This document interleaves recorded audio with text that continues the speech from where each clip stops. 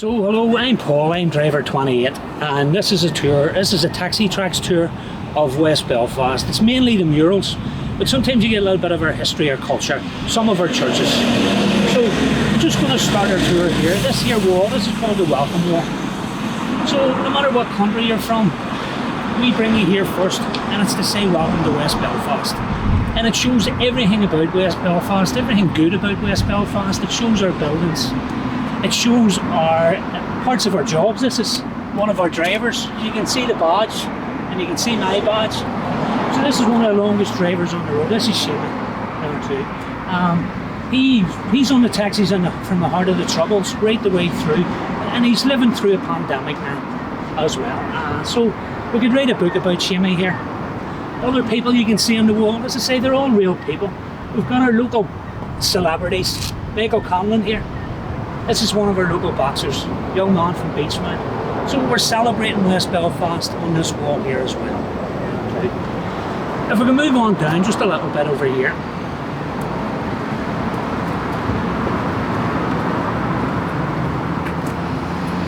So again, it's celebrating our sports. You've got Gaelic football, you've got hurling, you've got another tour guide in here as well. So it's showing our tour guides aren't just in taxis, they're on foot as well.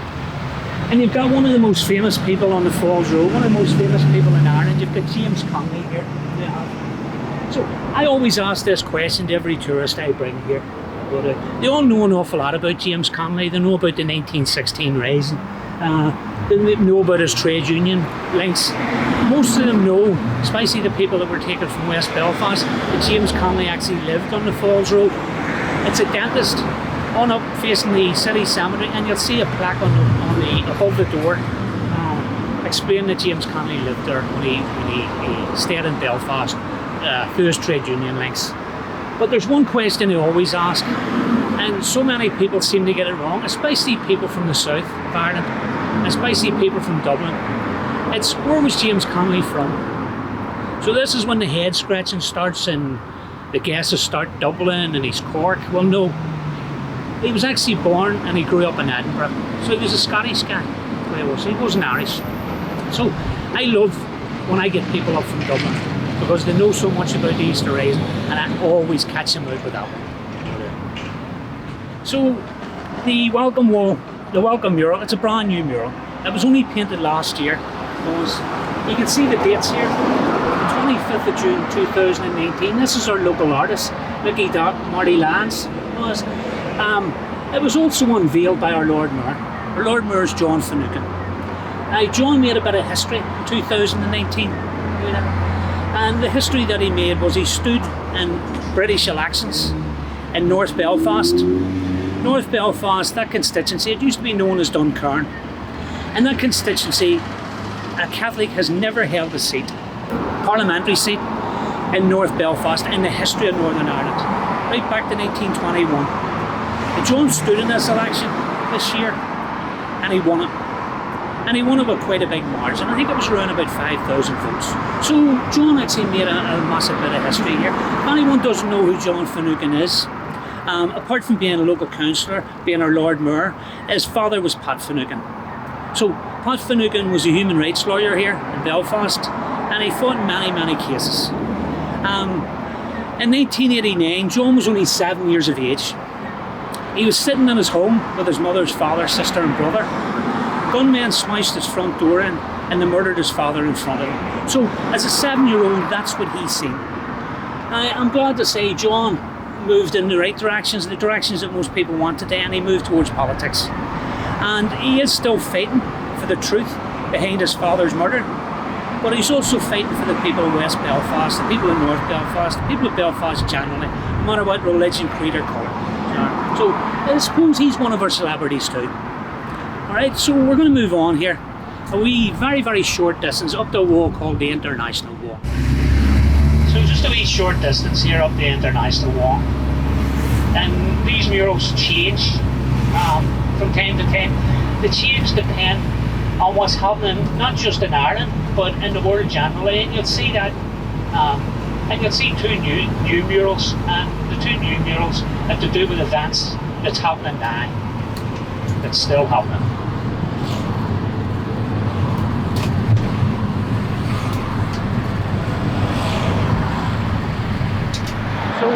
the international wall here. And it tells itself why it's called the international wall. It has an international theme. So there's a few new murals on it here, as you can see. We've got the brand new one, George Lloyd. I think everyone knows what's going on with George Lloyd. And I think the people of West Belfast and the Falls Road, we all want to show our support for Black Lives Matter. And this is why this mural was done here. And we're going to get tourists from all over the world. We're going to point out our support for Black Lives Matter. Also got a new one here too. People that we really do support as well as our NHS staff. This is a very, very recent, very new one. And again, it explains itself. Because there's no one in the island of Ireland and Britain that isn't supporting the NHS through this pandemic. And this year's going to be here for years to come. It's not going to go away, so it's not once this pandemic's over. So I hope the people that are supporting the NHS now, they're going to support us in the future, or support them in the future, sorry. So again, the international theme down here, you can't see Palestine. So again, along the Falls Road, West Belfast, you would see an awful lot of support for Palestine, and this is what this is showing. So we've got the black taxis here. The black taxis are on the road 50 years now. And they came on for a simple reason. Because the transport structure here was non-existent. You can imagine what was happening along this road. Riots was breaking out. And when the riots broke out, they barricaded the roads. And something that made a very, very good barricade was a bus. So you put a bus across this road, it blocked the road.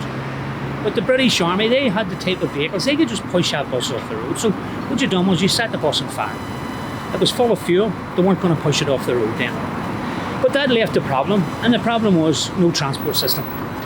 So a few clever guys went to England, some of the ones that were in the city centre, and they started to taxi on this road. But it wasn't taxiing anymore, it was a bus service. So that's why we're part of public transport, that's why we are taxi buses, not taxis. But you can imagine at the start, there wasn't that many taxis on, all of these people in queues waiting to get in. So our black taxis hold 6 people. They don't anyway at the minute because of the pandemic, they hold 4. But normally they hold 6. But they didn't hold 6 then. They held as many as you could get in there. So you'd have had 2 squished into the front, you'd have had a board across the back seats, you'd have had at least 3 on the other side with people sitting on their knees. So it was just packed, absolutely packed. But the one thing about it was a great meeting place. There was no mobile phones then, you wouldn't take your mobile phone out and sit the way people do now. So what you had to do was talk to someone. So you talk to the people across me, you made friends. I know people that actually, relationships came out of black taxis. Now I have to be very careful the way I say this here. Because I did say this very wrong at one time when I said my friend and his wife got together in the back of a black taxi. Then I realised what I was saying, so I withdrew it and I rephrased it. So people did meet. You can imagine, a young guy, he's sitting in the corner, squished in the corner. There's a pretty young girl sitting over across from him. He's trying to chat away there, all these faces and people smoking and all of them things that went on there. He works up the courage. Do you fancy going out? Do you fancy going to the cinema? It was called The Pictures then, by the way. Do you fancy going to The Pictures? Yeah, why not? So that's it. He got himself a girlfriend, she got himself a boyfriend. Maybe that young couple went out together for a year or 2 and they decided to get married. Marriages weren't the same then. They weren't £30,000 weddings.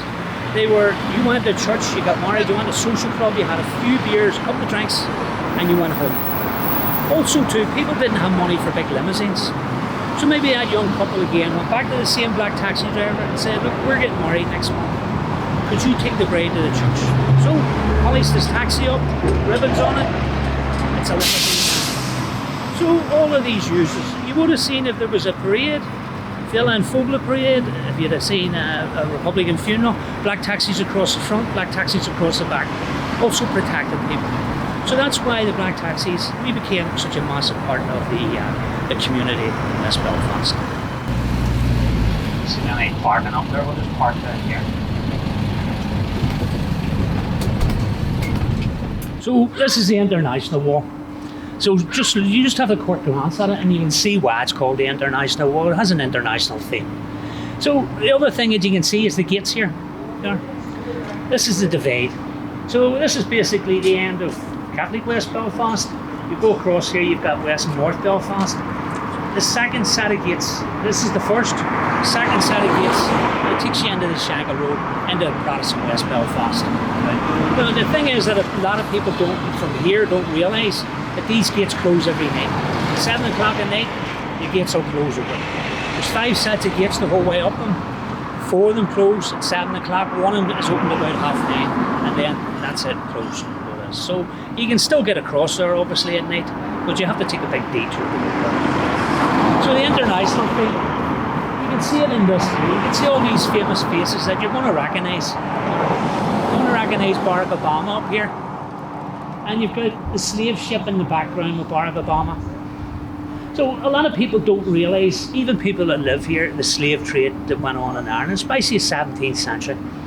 And Irish people, they weren't called slaves, they were called indentured servants. And I think it was a nice way of making a white man a slave, was to change the name of it to indentured servant. So what they done was, they took you on a slave ship to the West Indies, places like that, and they sold you basically to a master, which you called master. But the difference between the slaves and the indentured servant was they give you a time limit, almost like a prison. So they would give you 7 years, 10 years. You worked that out, and then you got your freedom. You didn't get any extra money to live on or anything, but you got supposedly your freedom. The biggest problem was Irish people. An awful lot of us Irish are redheads.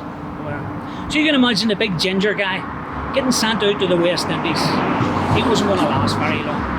He was going to die of tropical disease. He was going to die of just pure heat exhaustion. So in Ireland we did have our own slave trade. It run from Ireland. Oliver Cromwell was a great man for sending people into slavery.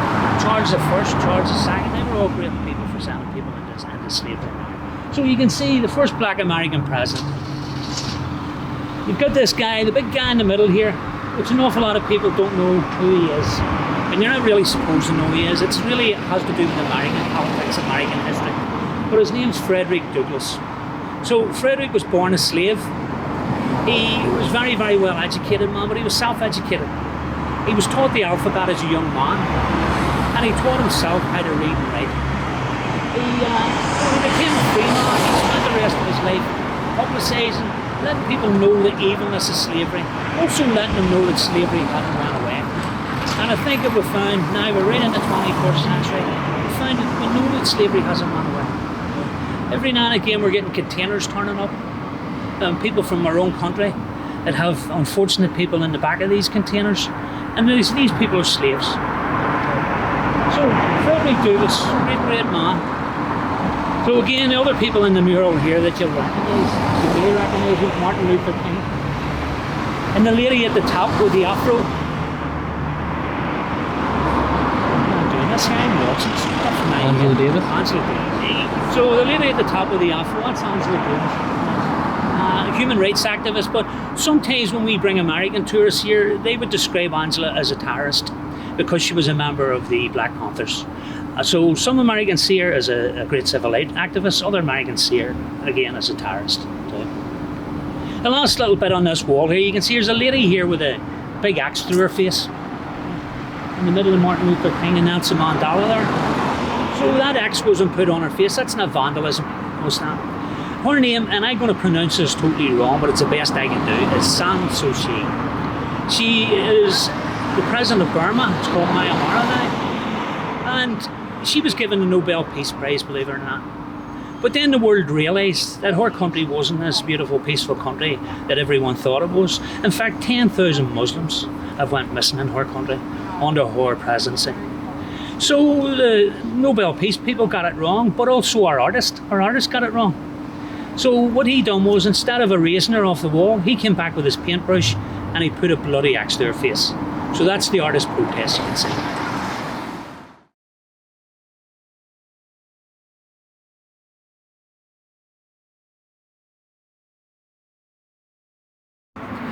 So this is a mural of Bobby Sands. This is one of the most, and not one of the most, this is the most famous mural on the Falls Road. This is, we get people from America, from Canada, from all over the world, and they seem to know about this mural and they want to come and see it. So I think most people know about Bobby Sands, people from Ireland anyway. And he died in hunger strike in 1981 after 66 days. He was followed by 9 men, and all 10 died on hunger strike, and they died because of political status. Political status did exist in the prison here, a concentration camp, Long Cache. In 1976, the British government decided to take political status away. In other words, it decided to criminalise Bobby Sands and all the other political prisoners. So these guys weren't going to stand for it, and they were going to create protests. The first protest was the blanket protest, where they refused to wear prison uniforms, which was part of their criminalisation. So they put blankets around them, and that's how they wandered about. Years and years on end, they escalated the blanket protest into what was known as the dirty protest, where they smeared their faces on the walls of the cells, on the walls, wherever they could smear, they smeared it to make things as difficult and to show the world that they were fighting for political status. So the thing of Bobby Sands, very, very well known in West Belfast, because he was a West Belfast lad. He started off in Newton Abbey in Rathcoole. And then whenever Bobby was living there, that's when the sectarian divide started. That's when people started to be burnt out of their houses. And Bobby wasn't burnt out of his house, but they were intimidated out of their house. They moved to Twinbrook, and he took part in Twinbrook and the community in Twinbrook. He worked as part of a community worker until he was caught and he was given his jail sentence. When he was given his jail sentence, he became the commander in his wing in the H blocks. And whenever the hunger strike was decided that they were going to go on hunger strike, Bobby Sands, he stood forward and he decided if his men were going to go on hunger strike, he was going to go on first. So again, as you know, Bobby Sands went on hunger strike and he died in 1981. But people say, was that a waste? Was it a waste of a great man? Was it a waste of a great life? Well, you've got the answer today. Because discrimination, we've almost eradicated discrimination, religious discrimination here. There's no more Harlem Wolf with 35,000 workers, 34 Protestants and 1,000 Catholic. That's all been eradicated. And that's what people like Bobby Sands was fighting for. And that's what people like Bobby Sands changed. So again, whilst Bobby Sands was on hunger strike, he stood in British elections in Fermanagh South Tyrone. And of course he won that election. They won it with a good, sizeable majority. That changed things here. Republicans, they started to look, if Bobby Sands done this here politically, maybe we could do it. Maybe we can make an even bigger change by moving down the road of politics. So you start to hear phrases like the Armalite and the ballot box. So it wasn't the Armalite anymore, the ballot box was being mentioned. And I think if you see the local elections and the success of Sinn Féin, you have to put it down directly to people like Bobby Sands, who were brave enough to go into politics and brave enough to die for their beliefs. So where we are now, we're in Bombay Street. This is one of our memorial gardens. They're scattered throughout the Falls Road. If you take a wee stroll along the Falls Road, you'll not be too far away from a memorial garden. This here one tells of what happened in 1969, in August 1969. This street here, this was attacked. We've got the Peace Wall here, if you look in the background. A big high fence. And the Peace Wall wasn't here in 1969, of course, it wasn't. So you had two communities here. You had a Protestant community of the Shankill Road across here, and you had the Clonard community, which was predominantly Catholic. 1969, everything broke down here. It broke down throughout the north, but in Belfast it was a lot worse. On the Falls Road in this area, rioting had broke out. A large number of the Protestant community, accompanied by the Beast Specials, and the Beast Specials was part of the police force here. They were like an ancillary police force. So the Beast Specials, along with the Protestant community, came in here. They attacked this area and they attacked this street. Bombay Street, as you can see it now, this was just burnt to the ground. Every house in this street, and then they moved on street after street, burning street after street down. This area, there was no defences in this area. The ARA did exist then. They were small. They were, as far as weaponry, it was almost non-existent in this area, so they couldn't really defend this area. The ARA, the people in this area, they actually almost attacked the ARA. They would have wrote slogans on the walls like ARA, I ran away. Well, so what you did get happening here, the Irish Taoiseach was Jack Lynch, and he was calling for United Nations to be brought in here. He knew that a bloodbath was about to take place. But the British government, they said no, it's our territory. We'll sort the problems out ourselves. And the way they decided to sort the problems out was to send the British Army in here. So when the British Army marched onto the Falls Road, August 1969, they stayed there for about 2 days and then they came into the Clonard area. And when they first marched into the Clonard area, the Catholic community welcomed them. They clapped them, they brought them cups of tea, sandwiches, they done things like that because they thought there's no one else here. There's no one else to protect us, to defend us, to stop our homes being burnt to the ground. But there was a big problem there. The British Army actually weren't brought in for that reason. They were brought in here to keep the status quo. In other words, to keep everything as it was before. For Northern Ireland to be dominated with a unionist government, a unionist police force, the British Army were in to back up that police force. The same police force in the form of the B Specials that came in here and burnt this housing estate to the ground. So whenever that realisation kicked in, the people in this area obviously turned on the British Army and they didn't want the British Army here anymore. Also too, which I should have mentioned at the start here, the British Army were attacked when they first came in here, and they were attacked by the Protestant community. I remember seeing an interview of a soldier, and a soldier saying it was so unreal. There was stones, there was battles, there was even gunfire, but these people that were shooting at us and throwing at us were waving Union Jacks. It was totally unreal. So again, the British Army, people in this area that didn't want the British Army here anymore, the realisation had kicked in, the real reason why they were here was to keep the Northern Ireland state as the Northern Ireland state with all its discrimination. So this is the peace wall. We're in the Shankill end of the peace wall now. Where we were before Clonard, it's just in behind this wall here too. So this is 50 years old now, believe it or not. And it wasn't always this height. You can see the concrete part of it. Originally it was just the concrete part, but it wasn't high enough because both sides could throw back and forward at each other. And they came in and put the green bit on it here. Still wasn't high enough. Still could throw back and forward. And eventually it ended up the height it is now. So, I mean, this is our own Berlin Wall. 50 years on, I think a lot of people like myself thought at the start of the Good Friday Agreement that this wall would have been down within 10, 20 years. Supposedly there is a date for it to come down, it's 2023, but personally I can't see it happening. I think if anything, Brexit put a stop to that because Brexit put these two communities apart again, and this wall here reinforces it, makes people feel safe. People in the Shankill feel safe, it makes people in Clonard feel safe. So unfortunately I think we're looking at this for the future. It's used also too by our local artists. It mightn't look much to you now, but the graffiti artists come along and they put their work on it. And a lot of them leave light colours here.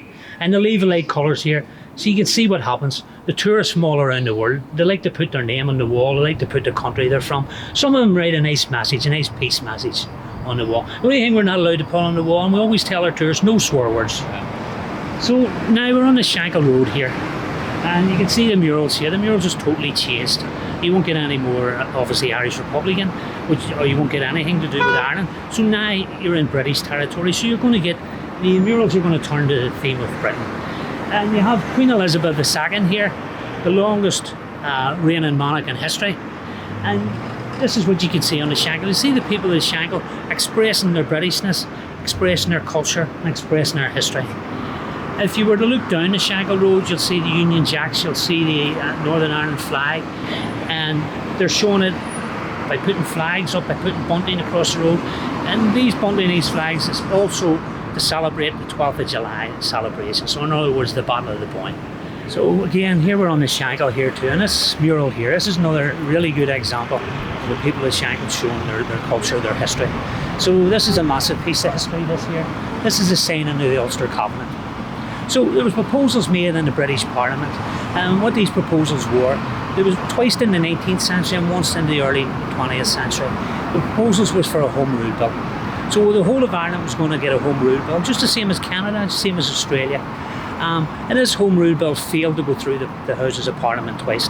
But on the third time, with a Liberal government, it did go through. So it was all said that Ireland was going to become almost part of the Commonwealth. It was going to have its own rule. The Queen, or the King as it was then, would be the figurehead, but we would have basically a whole Ireland. People obviously were against that. The Unionists were against that. And Lord Carson here, a Dublin barrister, he formed an organisation, and the organisation became known as the UVF. So the UVF were formed, and they were formed to fight against the Home Rule Bill. They actually formed an army, and the army were prepared to go to war to keep Ireland as part of Britain. So Lord Carson, the Shankill Road and places like that there, he is obviously one of the heroes of the army. The other wee bits about Lord Carson was he had a great legal mind. A lot of people don't realise that. When you go into his history, his career, he's very, very famous barrister, not in Ireland, mainly in England. He spent most of his time in London. So hello folks, we're back here on the Falls Road, we're back at the International Wall. So this is the end of our short tour. I hope you enjoyed it. If you come on a tour, we will go into much more detail. But thanks very much for watching. I'm Paul, I'm driver 28, and thank you for watching again.